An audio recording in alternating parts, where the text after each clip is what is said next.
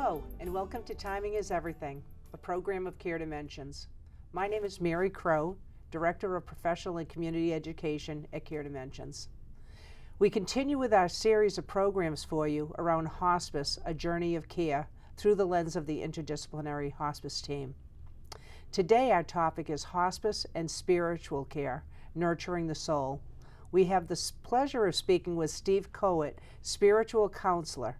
Steve, welcome to the show. Thank you, Mary. Thanks for having me. I was thrilled to have you on, My pleasure. Steve. So, Steve, tell the audience a little bit about yourself and your role at Care Dimensions. Sure. So I am a Beverly native originally, and then after college I found myself out in Central Mass, almost 20 years out there, and I was ordained a deacon in 2017. I had a great career with the telephone company. I retired early after 25 years.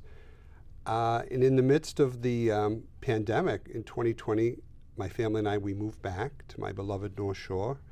We're living up in Cape Ann. We love it. And right at that time also, I took a job with Care Dimensions. So it's been about 5 years now as a chaplain, or now referred to as spiritual counselor. And as a spiritual counselor, I work with a team that each client is assigned, a nurse, a social worker, and we work together to provide hospice care along with all the complementaries and backup support. So, you know, I feel like I've come full circle. I've come home to my home, and I've come home in my work as well. Oh, that's wonderful. So what drew you to hospice care? What makes this work so special?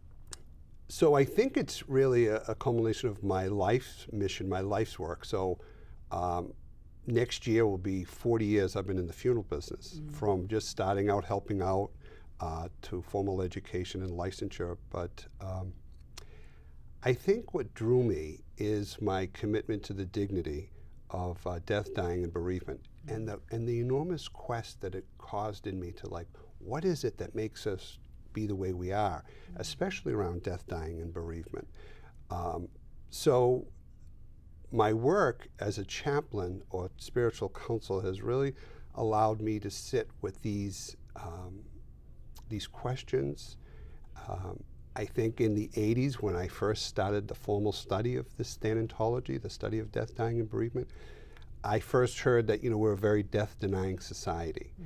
And I think part of that today, it saddens me that I don't think we've moved the needle in the right direction. And sometimes I fear maybe in the wrong direction. No one wants to talk about death, and yet when that happens, here we are. Right, right.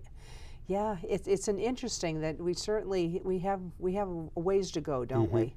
We're certainly not where we need to be yet. It's a shame, because this is something that this is a part of all of our lives, and you know, and hopefully for all of us it will happen later than sooner, but it will be here, and something that is so much a part of our lives that people just feel ill at ease talking about. It's really a difficult thing, and I think that's where the work becomes so important. So that's why I'd love for you to talk about, you know, how do you address spiritual and existential concerns when you're caring for people through their end-of-life journey? Yeah, so this is probably the most challenging, because you want to carve out a real holistic approach and bring in some tools for those at end of life and those caring for them. And that is really led by active listening, to really carve out a sacred space for people to begin these very open and honest discussions. Usually they're a reality of what's happening. You know, people that may come on to hospice may have been having some struggles medically, so the nursing and the doctors and the medical aspect kind of flows. They've been around or exposed and been under medical care. And when they give themselves onto hospice, and now you introduce a spiritual counselor, a chaplain, that can become very real to them. That is probably the first time they begin to think, we're going to start talking about the heavy stuff. Is this really happening? And to carve out this space and time for them to have open discussions, to allow people to begin to talk about their legacy. They probably never even thought about their legacy. And I think what's really important as a spiritual counselor is we are only with them for a real small piece of their total journey. So we enter in, which is an enormous privilege, of this sacred space where whatever they're carrying, any baggage, any family dynamics, that's all there. Right. We're not going to fix that. Right. And we're not going to attempt to fix that. Yeah. We're going to honor them and afford them where they're able to go with how much they're willing to explore. And usually it's resistant at first. They want to talk about what it means to them to honor their spirit. Most people that are afraid, it's really not the person that's really in end of life, it's those that are around them. And you see that they're concerned about them, but they want to be understood, they want to be heard. A lot of times it's just really honoring that space of where they're willing to go. And sometimes it takes time. Unfortunately, sometimes we don't have a lot of time. Right. But just being available, just being present to say, how can I best help you? I think we're all spiritual. And I think that's where there's misunderstanding often with the chaplaincy role, the spiritual counsel role, is that people will say, usually upon first introduction, oh, no thank you, I'm not interested, I'm not religious, or I'm away from my religion, or I haven't been religious, and I don't want to get religious. And that's fine, but we're all spiritual. And to honor that, right, to those people that are religious, and religion and doctrine and rites and rituals are important to them, they'll lead with that in their spirituality. But I often think if they would just be asked, the nurses, the doctors, everyone's always saying, how are you feeling? How are you feeling? How are you feeling? And it almost becomes like the infamous New England, good and you, good and you, good and you, without any thought. How about asking, how are your spirits today? Really get in touch with that, or allow that an opportunity to do that. So talk more about that, Steve, the role of spirituality, in this work, because when people hear this word, like you say, it's different, because they automatically equate it to religion, and it can certainly it can be connected, but not necessarily. Right. And I do agree, we're all spiritual beings, but not necessarily not everybody is religious. So can you talk about that role of spirituality and what that means? And I think there's a great tenet of difference, right? Even though the two that come maybe from the same religious background, they're different, right? And their understanding, they may share some shared beliefs and practices, but it's different. I love when someone says, "Oh, I don't believe in God." I say, "Well, tell me about the God you don't believe in." Just meeting them where they're at. One's spirituality is often, a good spiritual visit is often, we never talk about a God or a supreme being or a ritual or a rite. This is how I'm feeling, and this is what I want to address. Because in the spirituality, usually a lot of stuff becomes very vulnerable. People become aware of maybe some unfinished business. The element of forgiveness surfaces. Maybe they need to forgive themselves or others. And let's be honest, none of us like to really sit with that until it becomes, well, maybe I should do it now. To afford someone in their spirituality to say, I'm here for you. I want to honor what's important to you. Maybe that's through the arts and music, nature, telling their life story. I use that. I'll be in full disclosure. I lead with a life review or trying to get something that's familiar to them. Talk more about that, Steve, because you know me, Yeah. and I love life review. Yeah. I think it is critically important, and for everyone, Yeah. not just people who are at end of life, but people are doing this type of review throughout their journey. Talk more about it, though, kind of in the work that we do at end of life, and why the life review is what it is and why it's so important. Yeah, it's just honoring them to tell their story. Yeah. Tell me where you grew up, and was that good? Was that important? Are you still there? Is anyone still there? What was your occupation in life? What did you do? What did you want to do? Yeah. What's the legacy with your children, your grandchildren, your great-grandchildren? Tell me your greatest accomplishment. Tell me something you still wish you'd like to do. Are you a reader? What's your favorite books? Why do they speak to you? Do you resonate at the ocean and the sea? I mean, I think any of us that live where we are fortunate to live can connect to that. Yeah. Simple connections, but meaningful. Powerful questions, Yeah. really, because again, they seem so just conversational, quick.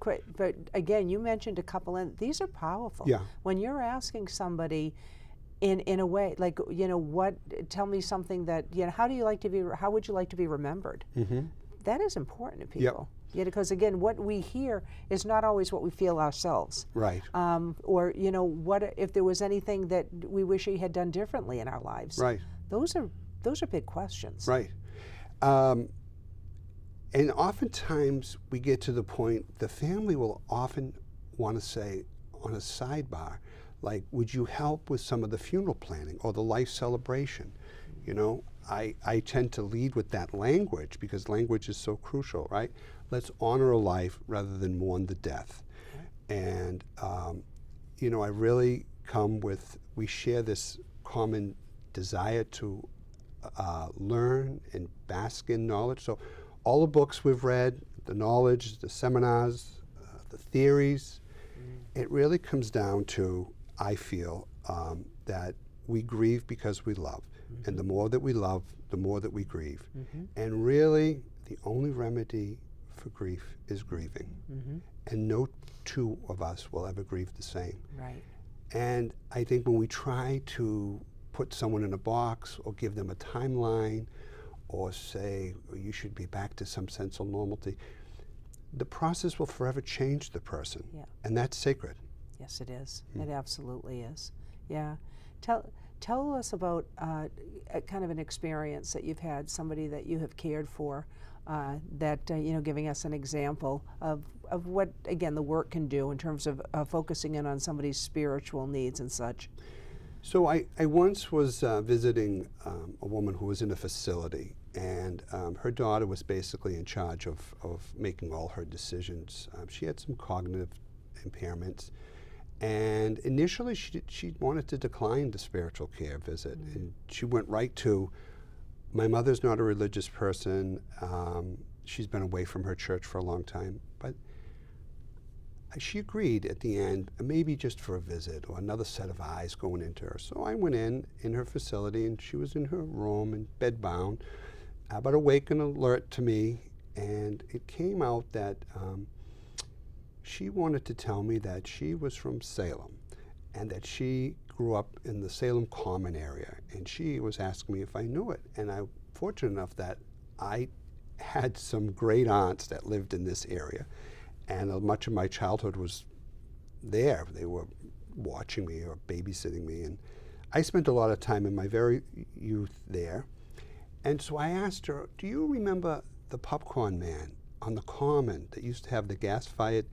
And she immediately lit up. Now, she probably didn't have some very good clarity of what she just ate or what happened yesterday, but she was able to go back and tell me in more detail about the popcorn man. And then this opened for her an opportunity to talk about the bandstand in the Common and how on Sundays they would have bands and the families would gather. And she just was able to really go in, and she was really illuminated. She was smiling. And she thought it was so wonderful. The daughter followed up with me maybe a day or two later, and she said, I'm surprised, she said, because my mother said, I had a wonderful visit from that guy from Salem. Oh. And even though I'm not from Salem, Yeah. We had a wonderful spiritual care visit. Wow. And that visit was void of any God or religion. Yeah. I mean, had she gone there, that would have been great, and we would have, danced that dance. Sure. But it was really, and I think it's key to spiritual care, always allow them to lead where they wanted to go. Yeah. Yep. And whatever they want to talk about. Right. Because they know their spirit. I don't know their Yeah. spirit. I'm asking them to share it with me. Right. And I think sometimes, we get so task-oriented that we can actually derail people from what's really important to them because we kind of have our own agenda and we're leading them. So I think that's a beautiful way of doing it, to really kind of let them lead and to follow them where they need to be. More and also you're developing a trust very quickly because this is very personal stuff that you're talking about. Yeah. And I think we need to have, as spiritual counselors, thick skin, because we do really come in for a very brief time, a very emotional time. And very often we're strangers to them, even though our intentions are sincere and compassionate and good. And we're asking them to really open up to some real heavy items with them. Yeah. And that's acknowledging really their fear, their anxiety, the unknown, the loss of their autonomy. Yes. So those things have got to be very well balanced and respected. Absolutely. Even when they say, I'm not ready. Right. Maybe it's them, maybe it's their family, but you say, great, I remain available. Yeah. And when you are ready, we're here for you. Yeah. It's so important for people at end of life to know that their life had significance and meaning. It's important for them to be able to work that out. That's why I love Life Review so much. Again, celebrating those things that went well and maybe trying to even have opportunity to rework. People don't always have that opportunity or even feel like that's something that's available to them. And I feel like this is where, again, spiritual care comes in. I call this nourishing the soul, and this is what it does, doesn't it? Really enables people to, again, reflect on. People want to reflect on it. Again, sometimes they don't know if they have a safe space. Yeah, and that's exactly it. Give them the safe space. Let them tell their story. Yeah. And everybody has one. Yeah. If somebody is just willing to listen. That's right. And I love that you started this by saying active listening. Yeah. And people hear that term and they don't always understand what that means. And you can talk a little bit more about that. But it's about compassionate presence. These are terms that are very important because we think we're good listeners. Right.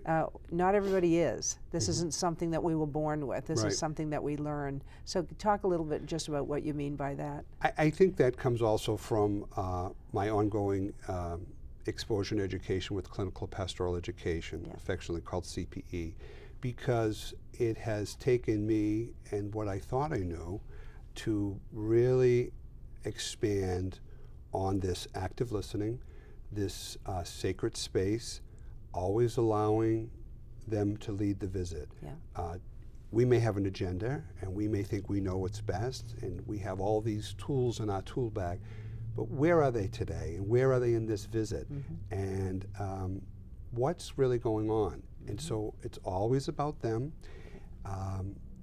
And I'm always amazed at how much a visit where active listening and just allowing the space for them to be heard replenishes my own soul. It really is a sacred privilege. Yeah, it really is. How do you help people in their end of life come to some level of peace? Yeah, every one of those situations or every client is really different with that because it's so unique to them.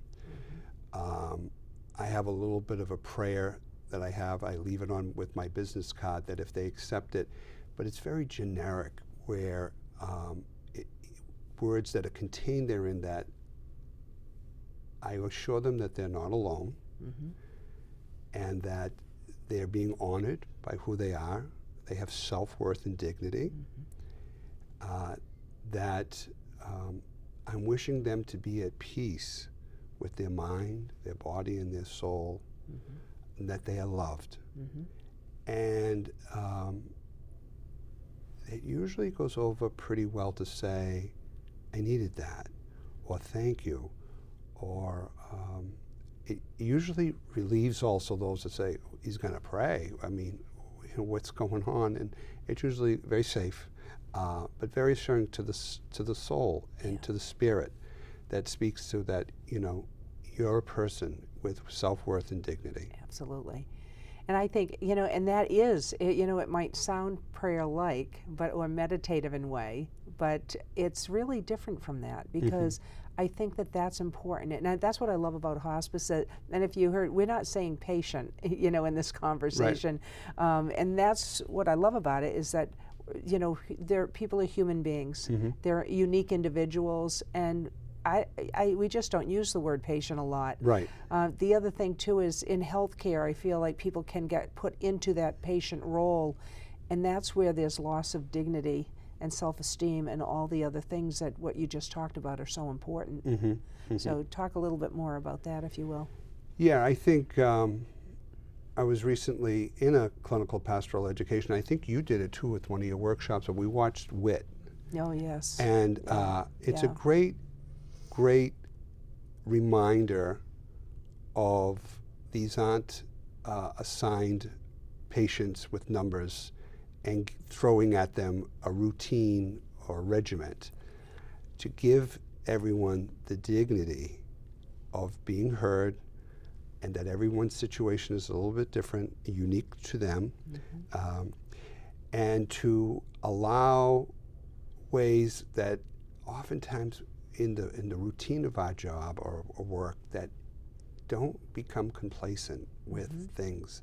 You're dealing with something so sacred that it's so important to really remember this, to honor this person as an individual, to allow them to express where they are or where they're not.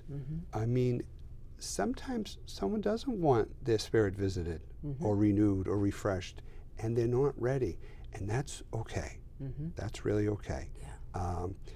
Because you'd probably do more damage than good by forcing something that someone's not ready for, or you don't ever want to create any anxiety or fear. Yeah, absolutely. They're already there. Yeah. So I always say, sometimes people maybe a family member will be apologetic that their family member has declined spiritual care or not ready for us. Say, no, I'm only here to help.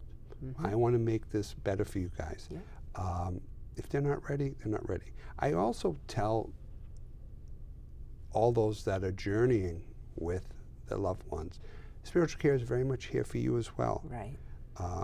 And I think that's a powerful reminder that, the spouse or the child that's really all of a sudden kind of had their life upside, they're all invested in this care, I remind them that they're very much tethered to the journey. Right. And that it's having an effect, and we're aware of it, and we're here for you as well. Yeah. I think that is extremely important too, because a lot of times we're focused so much on the individual that a lot of times people don't feel. They feel like they're on the periphery, and that they're not. Nope, I bring them right in. Yeah, you have to. And this is definitely effective. And that's another area where I say I just love hospice so much, is it understands that the whole support network, right? And you say the person, but also family, whoever that is to the person, whoever loves and supports them. So it's important that we do address that as a group. And some of those dynamics that we end up witnessing, I often question, like, where's this coming from? Is this, mom or dad is now at end of life?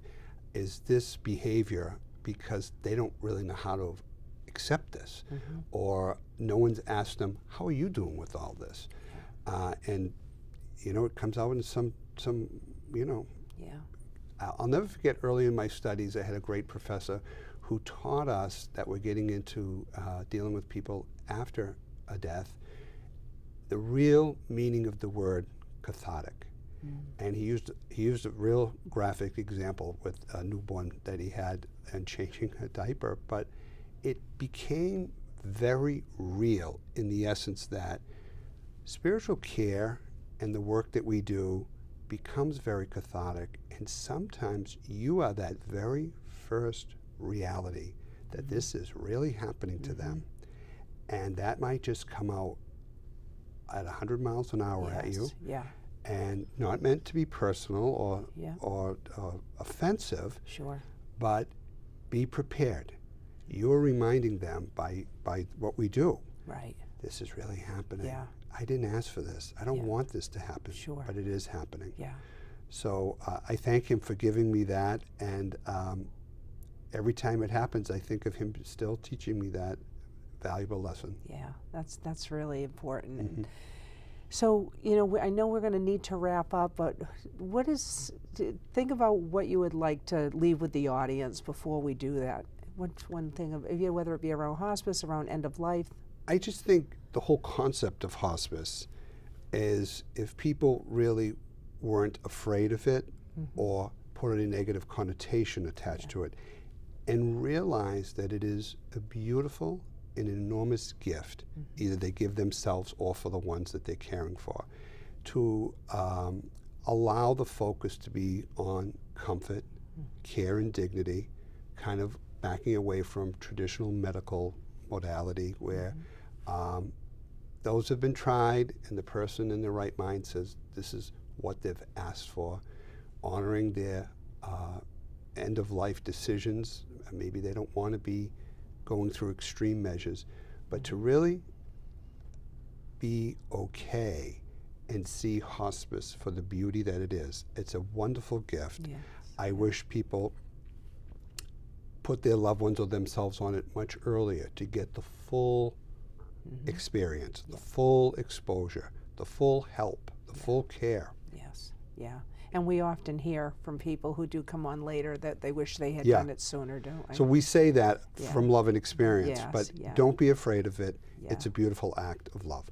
Thank you so much, Steve. My It is pleasure. such an honor to have you on the show Thank you, today. Mary. Thanks for being My here. pleasure. And I want to thank everybody for tuning in to this episode, and look forward with continuing our series on the interdisciplinary team, and hopefully you'll be tuning in for that. It is an opportunity to be with your loved one for all the one mores or all of the little bit more rather than the last. And I have met so many families that I think have almost had their life extended, if for sure their quality of life, a longer time being able to enjoy their families at home without being in a hospital by signing on to hospice. You know, we think of hospice care as something that occurs at end of life, but there's a lot of healing that can happen at end of life. And it's not the healing that doctors or nurses in the healthcare system do. It's the healing that families do by showing up and loving one another.